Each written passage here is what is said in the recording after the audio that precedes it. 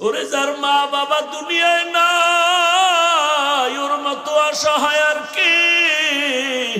যেই মা রাতের বেলা উঠা আমি ঘুমাইছিলাম, কিন্তু মা মাঝে মাঝে উঠা খবর নিছে। রাতের ঘুমের মধ্যে মা আইসা দেখে আমি মশারি টানাই নাই, মশায় কামড় দিতেছে। আমার ঘুমের মধ্যে আমার মা গোপনে মশারি টানাই দিছে। হঠাৎ বিদ্যুৎ চলে গেছে, ফ্যান চলে না, এসি চলে না।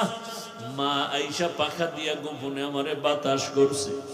ওই মা কাঁদবে আর বলবে, আমার বাবারে আর একবার চেহারাটা দেখাও। আর জীবনে চেহারা দেখা হবে না। ও আমার যুবক বাবারা, পায়ে হাত রেখে বলি তওবা করো। আর মা বাবারে কাঁদাইও না, কষ্ট দিও না। ওই মা বাবারে কষ্ট দেওয়ার কারণেই বুঝি তোমার চোখে এখন আর পানি নাই। আল্লাহ বেজার হয়ে গেছে। শিক্ষকের কষ্ট দেওয়ার কারণে আল্লাহ বেজার, তোমার কপাল পুড়ে গেছে।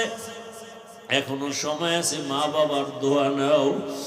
আজকে তুমি এখানে বয়ান শুনতেছো, আগামী কাল যদি ঘুমের মধ্যে আজরাইল এসে হাজির হয়ে যায়, মা ডাকবে 10টায়, বাবা ওঠ, আর কত ঘুমাবি?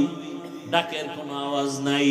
হঠাৎ মা ভেতরে আসিয়া শরীরটার উপর একটু টাচ করে দেখবে, আমার বাবা সন্তানের শরীর পুরো শক্ত বরফের মতো ঠান্ডা।